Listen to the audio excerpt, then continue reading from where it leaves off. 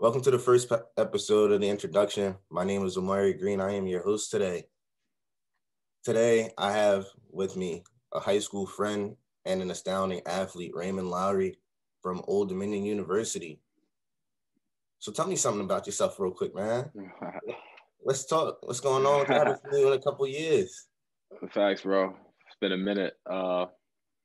Basically right now, just starting off first down performance, training company that I just started, basically in the DMV area where we train high school athletes, specialize in football, not focus on football, but, right now we want to start broadening out to all different types of athletes as well. But, focus on football, positional drill training on the field and, also strength training. So, right now I've just been, working on that. I still hit the field myself, some days when I can, but, for the most part, just grinding, hustling with that. Okay. So, right, catch me up. After you left high school, you went to Old Dominion University. What was the drive there? You were breaking multiple records. You was doing some crazy things out in Virginia. Yeah. So went to ODU at the high school. Ended up starting as a freshman, like midway through the season. Was all conference player of the year as a freshman, and ended up, we had a good season there. We had a good season sophomore year, junior year, went to the Bahamas Bowl. I ended up winning MVP in there as well. And yeah, like you said, I got all the records there. I had a good career. It was fun. Okay. So your drive from high school to college, what pushed you? Being away from home, it's a big step. It's a big change. You're not around that culture anymore. It was cool. I had a couple players on the team that was from South Jersey area, so it was good to see familiar faces that I grew up with. But I got comfortable quick down there. Team was all real tight. I had a great relationship with the coaches before I even went down there. It's one of the big reasons why I went there. Okay. But yeah, it was. So as far as like the adjustment, I never really had to like really adjust because I was always comfortable there, and especially because I was playing as a freshman too. So it wasn't like I was redshirting where I'm just on the sidelines watching and stuff. Like I was still, balling just like how I was in high school. So never really skipped a beat on it. I would say at one point when I first got there, like my first week, it was real different because it's college football. Now you got 5 a.m. workouts and classes and lifts and meetings. Like you don't have that in high school. So I had to get used to that at first, just being held accountable and, the responsibility that comes with being a collegiate student athlete from a high school athlete, it's different because, high school, you got your parents, they're holding your hand. You go after school, you go back home to your family. So they making sure you're waking up for practice and lifts and all that stuff. So when you go to college, you leave the facility, you with your boys, what I'm saying? You can do whatever. You can do whatever you want, So that was definitely, I say the big thing. You see a lot of guys, they don't make it the whole 4 years just because of, the maturity issues, they're not growing up, being responsible, getting their stuff taken care of. So yeah. Okay. I respect that because, being away from school right now is teaching me that I just have to make some personal choices. I got to do some things on my own. And, dealing with adversity, it comes with being away. Mm-hmm. I understand. Exactly, bro. Yeah. So speaking of adversity, right? Mm-hmm. Let's talk about, you made a big move. You pivoted. Yeah. You were the path of a collegiate athlete. You wanted to be a pro athlete. And you went from both the NFL to the CFL. Mm-hmm. How did you deal with adversity in both of those two leagues? Yeah. So, when you go to the league, it's really about a business, every day you're being looked to being replaced, they're always looking for some reason to cut you. It's way bigger than like college football, you know what I'm saying? Where like decisions that are being made are because like this is a $1 billion team, we're trying to win the Super Bowl. So like the decisions that are being made, is none personal, it's just all business. So that's what was big about the pro, it's all business. Every day you got to come there, be there ready to compete. So, people get cut all the time. There's no hard feelings, nothing about that. But, that's just the adversity that comes with being a pro athlete. So, went to Cincinnati, got released. Kansas City got released. Then also went to CFL, like you said, and played in there a little bit. And actually, I got an injury there, and that was probably one of my biggest injuries, other than my college injury where I tore my hamstring. But I had to deal with adversity there. Not be able to run for months after the injury. That sucked. Just being in pain.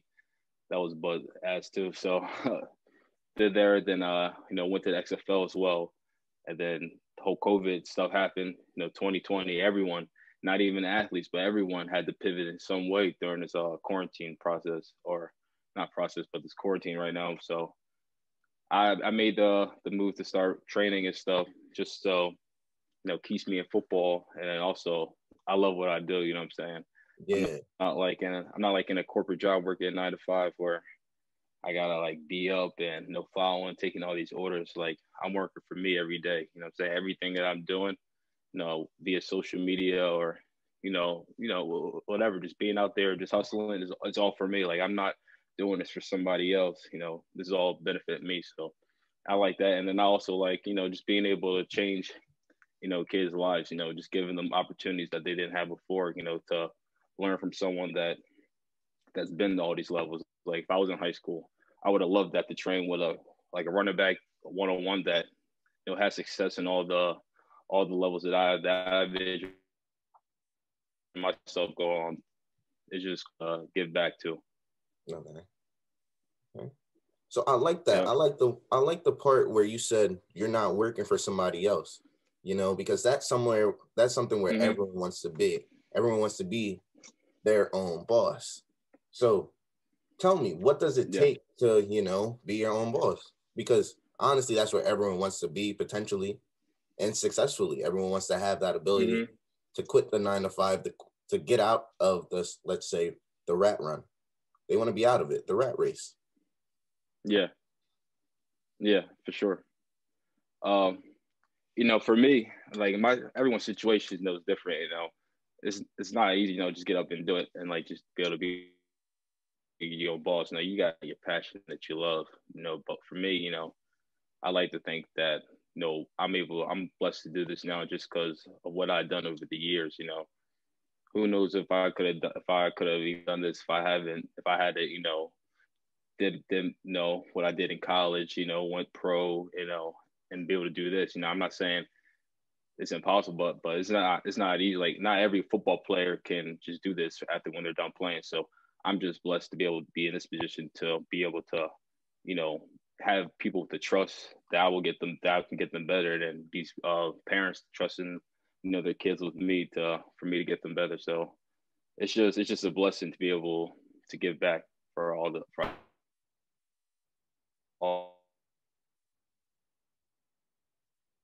what I've done there. Hold on, Ray. You started to cut out a little bit there. Yeah. I feel you. Yeah, you good now. Can you run that last part back for me real quick? You started to cut out. Well, what part? I forget what I You said. when you started saying you wanted to give back. Oh, yeah. Like I said, like it's just good to be able to give back because like I said, not every person that play football is able to just be able to start a training business, training all these kids that they don't even know football, and like I'm not even from this area either, so a bunch of these parents, so they don't know me, they're just going off just the strength of my resume and what I did. So I just like to think that after all those years of all the work that I put in, it's just benefiting me now. I'm not playing in the league or anything, but I'm still in football and able to be my own boss and work. Yeah. Yeah. Yeah. So, right. I like that. So then what could you tell some of the college athletes today, or some of the high school athletes that are striving to, get to that next level? Yeah. I mean, definitely, I'll tell them, definitely continue to chase your dream, put that work in.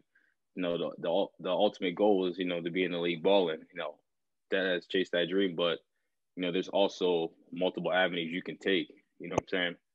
Just because you don't get to the league, you know what I'm saying, doesn't mean that like, all right, football's over. Like people say that all the time. Like, damn, like once you're done, like football is over. Like it don't always gotta be over. There's other avenues. You can start training people in football.